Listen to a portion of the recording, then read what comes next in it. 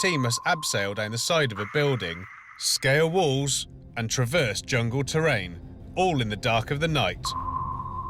The advantage will go to the team who figure out the quickest how to work the military-grade night vision goggles. We had 4 team members that had to abseil down to the bottom. The captain at the top would direct us with her night vision goggles. Right in front of you. And he'd talk us through with a laser. Once we hit the ground, we then find a set of night vision systems. Once we got to those 2 pairs, as a team we had to guide our 2 other team members that didn't have night vision on. This mission requires total team effort. From there, we were guided by our narrator up the top there with the laser finders to go and find certain items. Oh, there's something on it. And then return. To make the battle that much more interesting, our athletes are giving a crash course in night vision technology by a European military expert. Tonight, you are going to use the night vision system. This night vision system is coming by the hand of Photonis and night vision laser Spain. With this technology, you will be able to see even with light or whatever. You will have as well a very good distant capacity for detection, recognition, identification. Are you ready to go? Yes. There is going to be very, very dark in the area. Good luck. The final preparations are made for the first team to make the jump, the winners of today's first leg, South Africa. While they're the strongest team in the UFC, tonight they feel they're at a disadvantage. You always go into an obstacle having a lot of tactics. We couldn't plan around this obstacle. There was no tactic. Once we were in it, we were just winging it. With only 5 members of each team competing, Celeste is only too happy to bow out. I'm really happy that I don't have to do it, because when I got here and I looked down, I almost puked. So I'd much rather just be watching from here.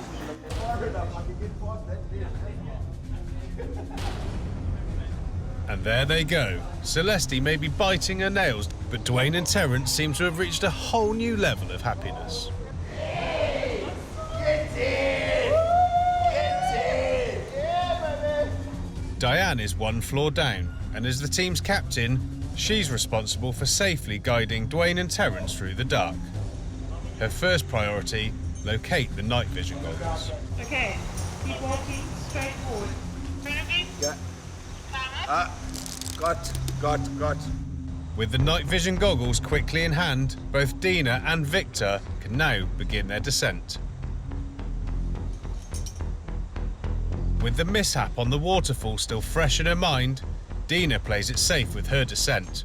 In the meantime, the boys get acquainted with their night vision goggles. I've never worn night vision goggles before, so it was a very new experience for me. The difference it makes is absolutely incredible. It literally makes the nighttime look like daytime. You can see everything, you can see exactly where you're going, you've got good depth perception. With Dwayne and Terence playing with their new toys, Victor makes his way to the meeting point. Once there, he and Dina will be blind in the dark and have to rely on Dwayne and Terence to guide them safely through the forest. That's when you realize how good those goggles actually work, is when the guys behind you are falling all over the place and you're just walking 100%. The 2 objects they are searching for are hidden deep in the jungle. Without the help of spotter Diane, they have absolutely no chance of finding them. Once in the jungle, however, things quickly get ugly. Our communication wasn't exactly 100%. We were all trying to talk over the channel at the same time. Yeah, go forward. No. Got the first. Further along the path, they locate the second item, which the team wrongly assumes is the second item. Why on earth they think a random piece of plastic is a valuable find proves how the darkness can do crazy things with your mind. Captain, do we take what we have found or do we leave it? It's a plastic bag stapled to a tree. Look what's inside it. Okay. It's empty. We need to know if this is the second thing or if we need to continue looking over. Bring the second thing that you found, but keep looking. Diane is pretty sure the team hasn't found the second object, My right. Go forward. No. but poor communication and some stubbornness result in the ground team completely ignoring the orders. I'd like to say that we worked perfectly, but if a male gets to wear the goggles and the lady can't see anything, you could just imagine some conflict. It's going to be automatic. And maybe looking back, the lady should have worn the goggles for a bit more security, and then there would have been a whole lot more talking. Have you got 2 items? No, we've got one. No, we've got 2. The one's right, the other one's a plastic bag. Finding a plastic bag isn't their objective, but Terence, usually so sure of himself, seems overcome by doubt. Will you speak? Press the button, wait a second. We just sort of made the most of it. Beg your pardon? We need... Because the communication between the ground team and their captain is only getting worse, the athletes decide to head to the finish line to save time.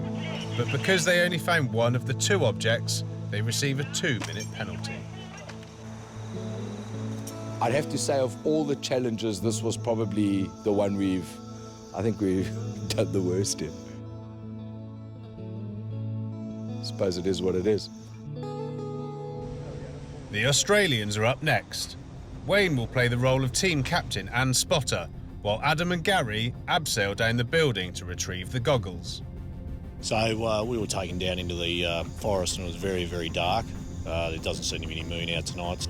Wayne, putting his team first, checks out of the hospital to rejoin the competition. What a cracker.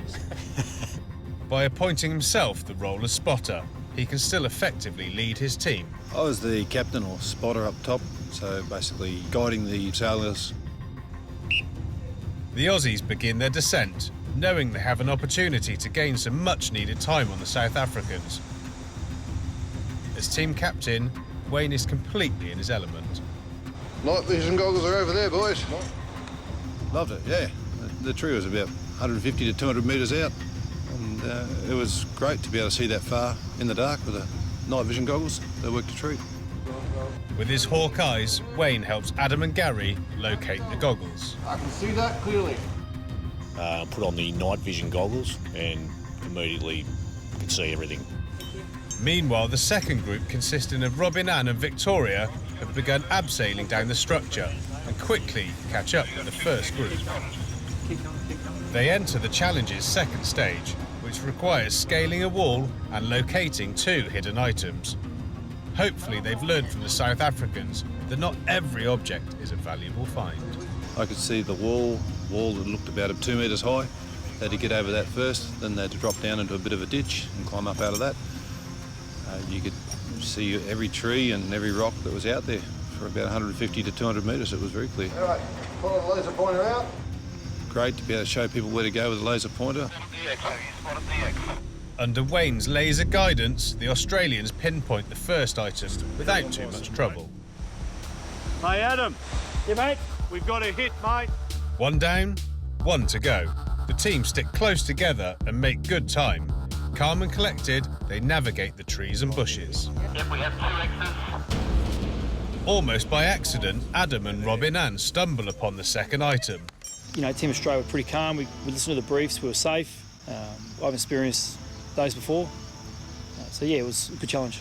With the help of their goggles, the Aussies rush back to the finish line, certain they have won up the South Africans in this challenge.